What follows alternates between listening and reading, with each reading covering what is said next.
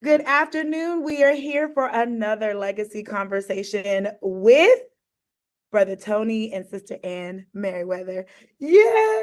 Hey, what's happening? What's We don't have happening? any sound effects to cue any type of applause. We got to get on the Okay. Well, department. That would have been dope. I'll do my own. Yeah, please, thank you. Yeah. Because I know loads of people who are really excited for me to talk to you guys. I've heard you guys come up a few times in other legacy interviews, like especially with the millennial conversation, which I know everybody wasn't really able to hear. But they spoke very highly of both of you and just their memories of you all coming up. And that was really beautiful to hear. So let me take it back. For those who do not know you all, will you please state your name and how old you are for the rest of us? I am Reverend Tony Merriwether. I am 63. Come on. And this is I'm Anne Meriwether, and I'm 65. Wow. I honestly I did not know either of you were in your 60s. You guys both look good. And I'm not saying that. You guys both look really good.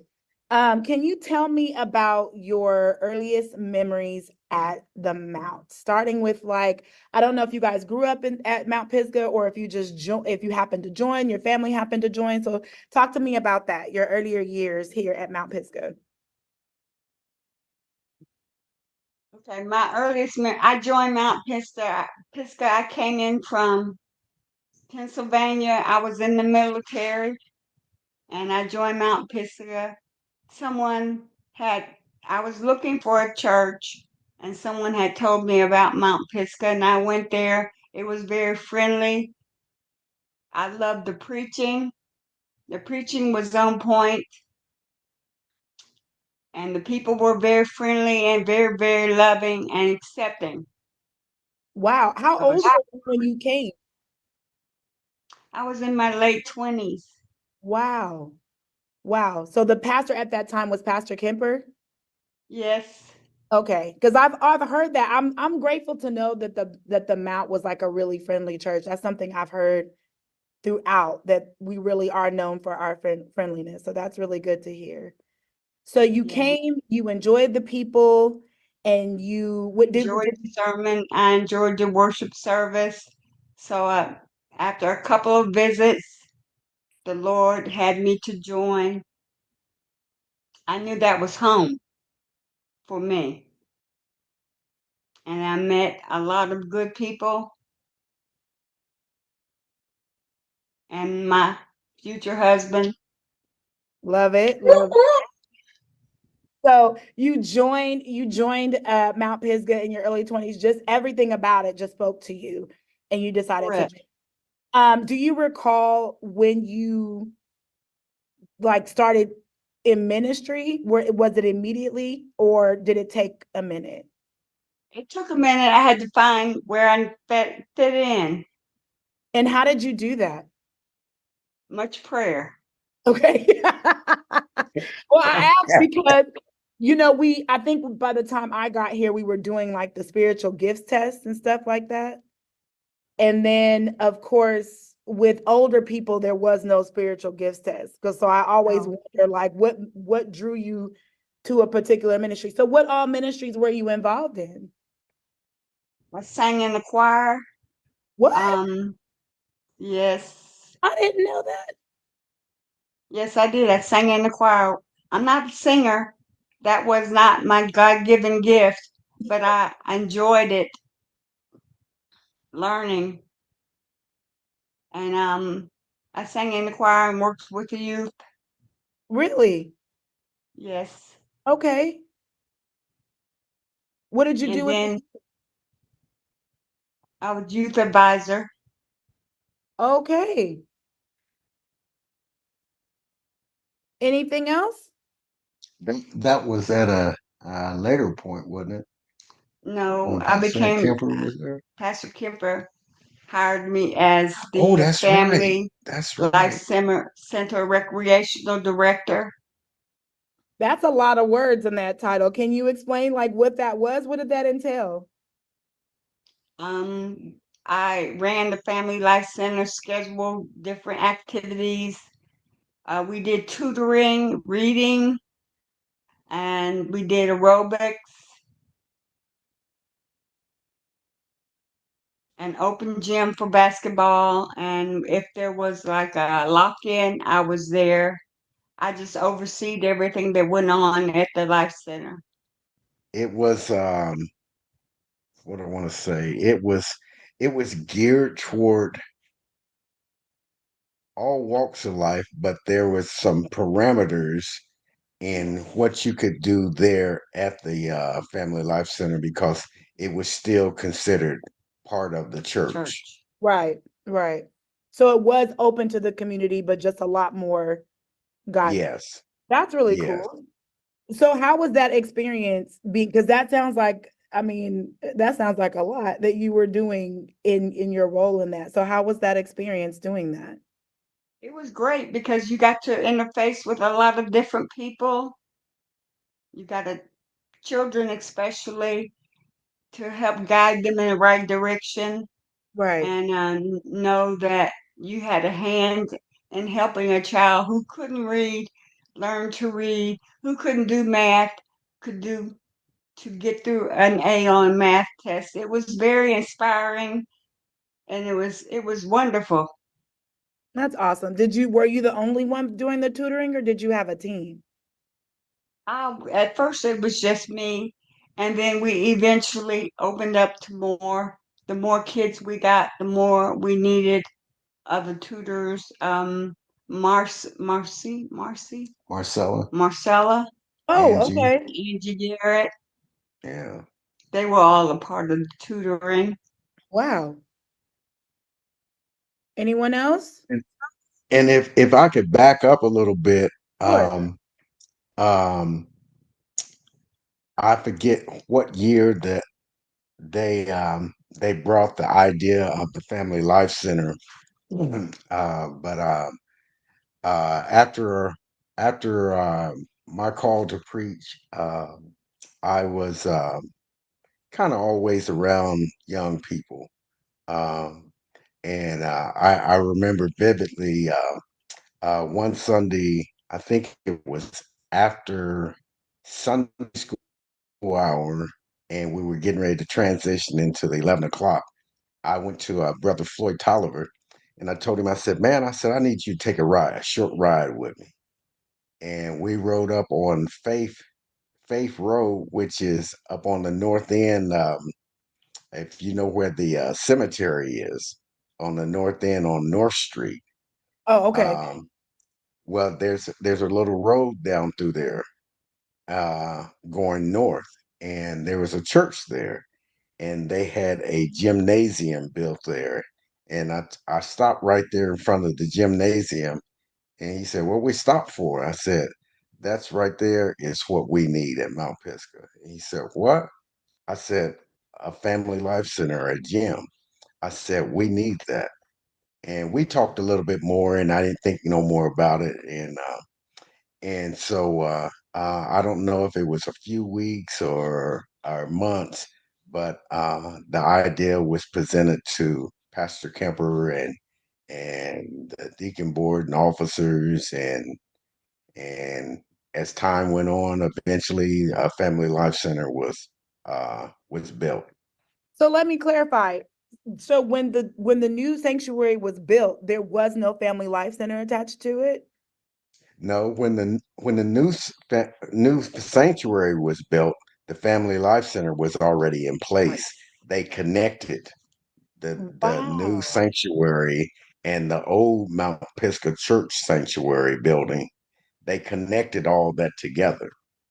I did not know that. So what was it previously? It was two separate buildings. There was Oh, where the sanctuary is was all parking lot. wow. Okay. So you had, just because of your love and passion for youth, which I know we'll get into that later with your ministry roles within the church. Mhm. Um, you just were like, this is something that we needed. Was it just seeing the building over on off of North Street that inspired you to do that? Or No, actually, I used to play basketball all the time, and I would go to different places to play, and some of those places were churches, and we were mm, playing basketball in their gym. And so I think that's where it came from. Just wow. seeing the different variety of people that showed up to play basketball, and some didn't play, some just kind of hung out. It was a place for young people to hang out, to congregate, and if they played basketball. But some just sat there in the bleachers and just chit chatted and they'll do like young people do. That's really neat. I honestly didn't know that it wasn't like they were three separate buildings before that. Hmm. So when that became in place, Miss Ann, you were basically had Miss Jenny's role at that time. Yes, And you basically. guys did a lot of things out of there. So when did you stop doing that? Do you I guess recall? I held that position for about 2.5 years. Then I believe I got transferred, which opened up a new can of worms. I had to leave. Okay, okay. So then were you involved in any more ministry after that? I don't believe I was, So other than the choir. okay, so talk to me about what you did with the dancers, because I know when your name was brought up, it was in regard to being over the is it liturgical dance? Yes, liturgical dance, Can you talk to me i.e., about that? praise dance. I really don't really remember how that came about. I know I've always had the love of dance and the arts. My mother Uh-huh. was a dancer, Wow. and because my dealings with the choir, I was afforded the opportunity to go to the gospel music workshop where I was introduced more in depth into liturgical dance, understanding what it was about and why you would do it. Because you just don't get up and just do whatever. Right, There is right. some training behind it. Absolutely. And so I've also and you can, if you don't recall, it's okay. I also heard a lot about how the young ladies who were under your care, it wasn't just about dancing for you. You like it, you made them memorize scripture and all of that. So talk to me about your experience in working with youth in that way. First of all, the girls had to be Bible members of a Bible study and some going to Sunday school and attending church on a regular basis. We had to make sure they, first and foremost, had a relationship with Jesus, and they also understood the plan of salvation. That was very important to us. Mm-hmm. Because if you didn't have a relationship with Jesus, how could you emote what you needed to emote during the dance? Yeah, absolutely. And how that experience for you, I would love to know how it impacted you as a leader, or as a person, or as just a Black woman, because I think we talk about representation being important in the world, but I also think it's important here. As I was listening to the millennials talk, one of them were talking about how their now current interest in social work began because of people like Kim and Nikki. And so talk to me about how that impacted you as a young Black Jesus following woman who's like leading these girls, like the next generation? It helped me to deepen my relationship with Jesus, and it helped me also figure out what was more important in life. Was it me or my relationship with Jesus and these girls that I was trying to guide through life? Hmm. It helped mold me as much as, sorry. You're okay. It's okay. Listen, when I tell you listening to the millennials, I was a hot mess. Like just really listening to them speak on how you both have impacted them. I was over there like, I think me and Shannon, I Yeah. won't call her out. So it's perfectly fine. You're safe here. You're safe here. Um, but I just am I was interested hearing your perspective because I've already heard theirs. And I think being a leader, um, I think when you're not in leadership, people don't think about what it costs, or what it takes, or the sacrifices, or what it takes for you to grow. And so I'm always interested in hearing that, especially when you've put it down and you've entered another season of life. Like I feel like that's important for people to hear. So I'm and everyone I've spoken to is just grateful for your life, grateful for what you've shown them, grateful for how you've taught them. That's one of the reasons for the legacy conversation. Not just talking about people who are gone, but talking about people who are living. And I just wanted you to encourage you and let you know that you are definitely living legacy in Kokomo. You have laid a foundation with all kinds of young women who remember you and what you've done. So we thank God for you. Thank you. Brother Merriwether, brother Tony, just so What's you know, up?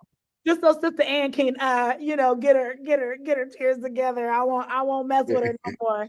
What Talk to me about some of the earliest memories that you have at the Mount, in regard to, um like, I don't know, did you grow up in the church? Did you guys move here? Talk to me about that. Um, excuse me. I grew up in Mount Pisgah. Um, when Mount Pisgah was down in the Playglass area. Aha, Um, heard about Playground. uh, yeah, I accepted. Well, I accepted Christ when I was 9 years old, Wow. and and so Can we I've pause been. there? Why 9? What made you do it at 9?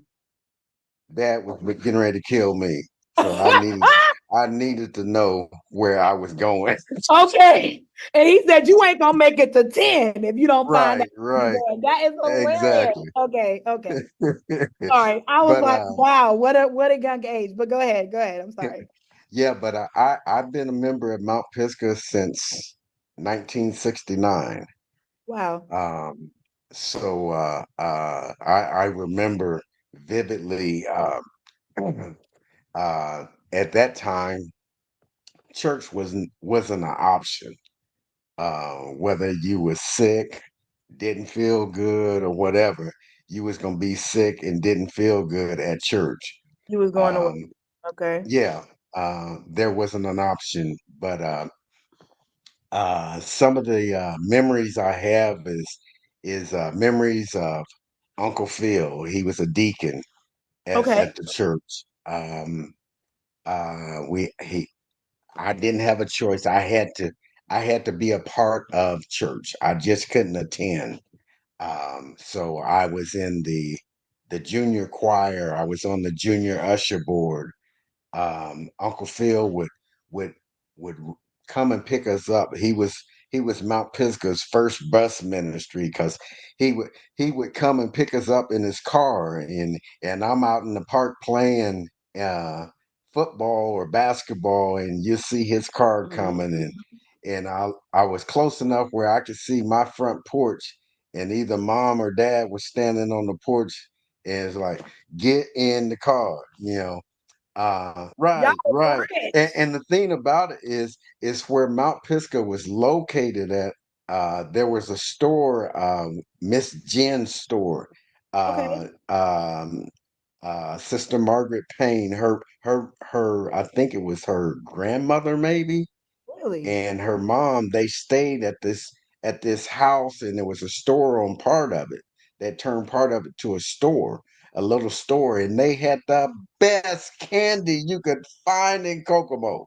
Wow. And it was a half a block away from the church. So sometimes when we were supposed to be in Sunday school, we was down at Miss Jen's buying candy. Mhm.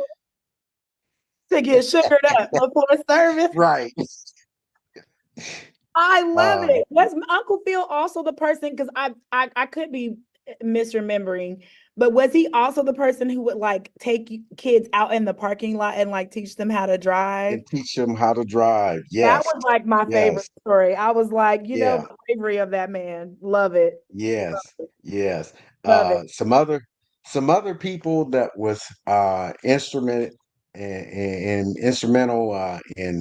in my walk was the Overbys, Okay.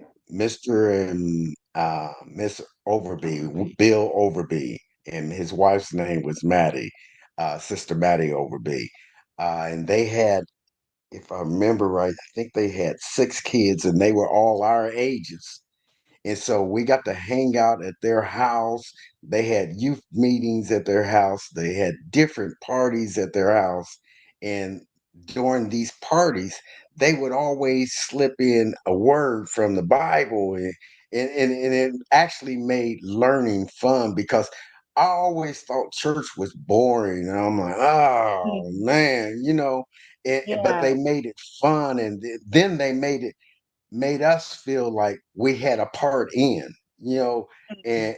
and so it made us feel a part of this quote unquote church, this organism that I soon learned about, that it was an organism that I'm a part of it now.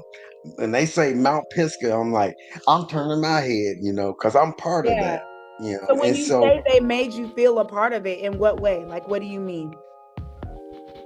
they just helped us. In most cases, they helped us just be bold enough to be a part of, to be To to not be to get, ashamed. yeah, not being Okay. scared, Yeah. and it's okay to be young, and it's okay to be a Christian, and it's okay to learn scriptures, and you're not the nerd of the bunch, because we all are in this bunch. And Yeah. so it just gave us some support too, that we didn't feel like, oh, we just in here by ourselves now, you Love know. that. Yeah. One of the other names is Miss Winona Norris. Okay. Uh, she was instrumental in teaching Barbara Grady. You hear of Mr. Grady, uh, Renita's dad. Well, her Mhm. her mom and Miss Mildred Brown, they were instrumental in teaching the young people's Sunday school classes, Okay. because they operated in different age groups. And Mount Pisgah, back in the play glass, was a building that was smaller than the old Mount Pisgah Sanctuary where you're at now.